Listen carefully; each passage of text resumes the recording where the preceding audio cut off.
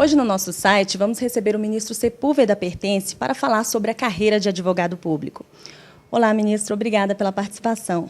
Em primeiro lugar, como era a advocacia da União quando era exercida pelo Ministério Público Federal? Bem, desde a República, desde o início da República, as duas funções se confundiram e tinham um tratamento, ao menos constitucional, muito ligeiro. A rigor, só alusão ao Procurador-Geral da República, que, na época, era escolhido entre os ministros do Supremo Tribunal Federal. E acumulava as duas funções, a de representação judicial da União e de Ministério Público Federal. Isso permaneceu nos sucessivos regimes constitucionais, até que a discussão que antecedeu a Constituição de 88 acentuou uma velha reivindicação movida, então, sobretudo pela Procuradoria da Fazenda Nacional, que esta já se destacara há tempos da advocacia do Ministério Público, por criar a carreira da advocacia da União. Confesso que, à época, Procurador-Geral da República, esta foi uma dos problemas, das arestas mais difíceis de controlar. De um lado, os meus companheiros, procuradores da República, ciosos do poder conquistado e pretendendo manter consigo a dupla função. De outro, movido, sobretudo, repito, pela Procuradoria da Fazenda, a aspiração da separação das carreiras. Tive, então, que tomar uma posição um tanto ou quanto ambígua. Havia tarefas maiores a conquistar. Mas hoje, passados os ardores da época, não tenho dúvida em afirmar que a solução constituinte foi acertada. A solução veio corresponder à evidente distinção qualitativa entre a função do Ministério Público a reclamar independência em relação à autoridade governamental, ao governo, ao Poder Executivo, e a advocacia de Estado, ao contrário, sendo a mão judicial, o braço judicial do Poder Executivo responsável pela defesa do Tesouro Público.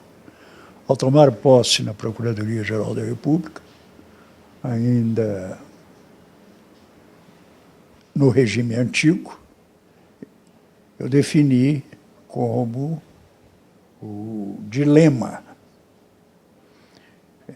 dramático do cargo esta duplicidade de funções, que, ao mesmo tempo, de um lado, enquanto chefe da advocacia e da defesa judicial da União, era necessariamente um homem solidário ao governo.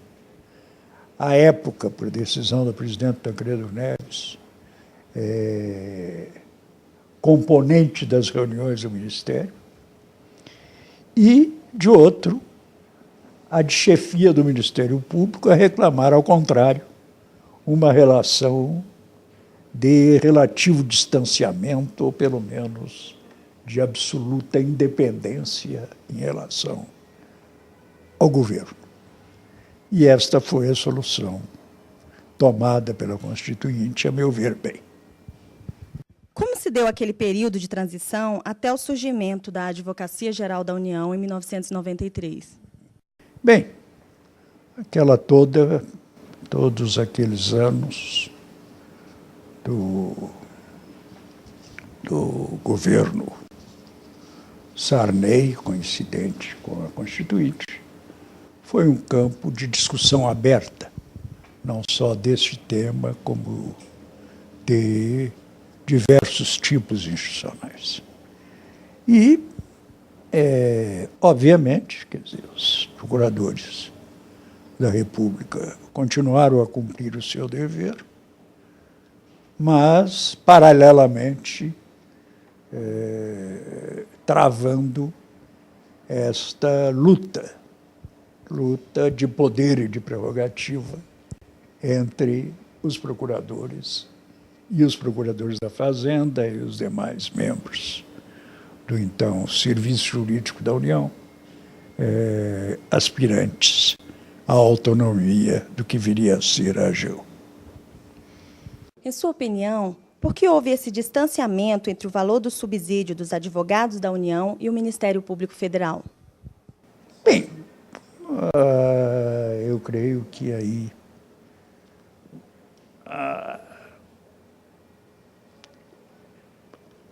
manteve-se o nível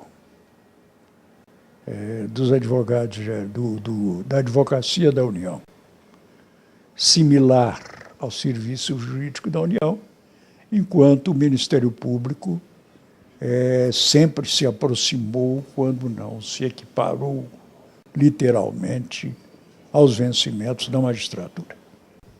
O senhor não acha que os advogados públicos federais ficaram defasados em relação às demais carreiras de Estado?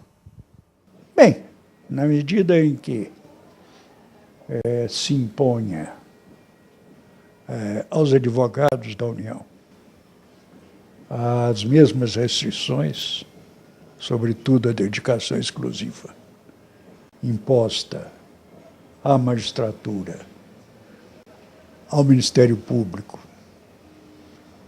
hoje a Defensoria Pública e até a Polícia, eu não creio que haja razão para essa defasagem. É claro que enquanto se buscar ou se discutir a possibilidade do exercício simultâneo da advocacia de Estado e da advocacia privada, essa liberdade explicará a defasagem de vencimentos. Com relação aos honorários advocatícios, que na maioria dos estados é destinado direto ou indiretamente aos membros da respectiva carreira, não seria uma evolução que isso passasse a acontecer também com relação aos advogados públicos federais? Este é um sistema superado de há muito, quer com relação aos procuradores da Fazenda, aos próprios agentes da Fazenda. Eu creio que o sistema ideal de remuneração do servidor público é a do vencimento ou, quando for o caso, a do subsídio. Qual a sua opinião acerca de todos os cargos de direção e assessoramentos jurídicos da AGU, inclusive de advogado-geral da União, serem exercidos por advogados públicos de carreira? Bem, quanto aos demais, sim. Quanto ao advogado-geral da União, ele hoje é um ministro de Estado, o que, no nosso sistema, pressupõe uma ligação de confiança com o presidente da República. Como o senhor vê as relações entre a hierarquia administrativa e a independência técnica do advogado público? Este é um problema delicadíssimo, eu diria até de conotações filosóficas. De um lado, é óbvio, o advogado público tem um dever de defesa do Tesouro, do Fisco, a não ser que os encaminhemos à Defensoria Pública, mas, de outro lado, a Advocacia Geral da União, sobretudo quando a Constituição reuniu nas suas atribuições não só a representação judicial, mas também a consultoria do Poder Executivo, que envolve, pelo menos nos que estejam locados nas funções de consultoria, uma independência técnica absoluta, que é a guarda, que é a primeira garantia da legalidade da administração. Com a enorme bagagem jurídica e todo o conhecimento acumulado ao longo de uma vida no Supremo Tribunal Federal, como o senhor vê a advocacia pública no futuro? Que quase 2 décadas,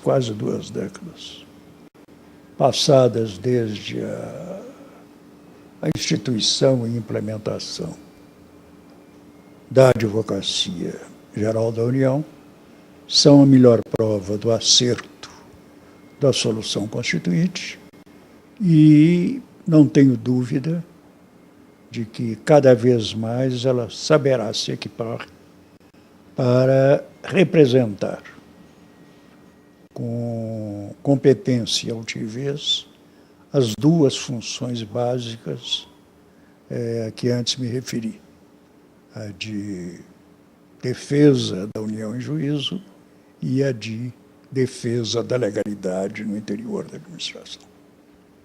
Obrigada, ministro, pela entrevista.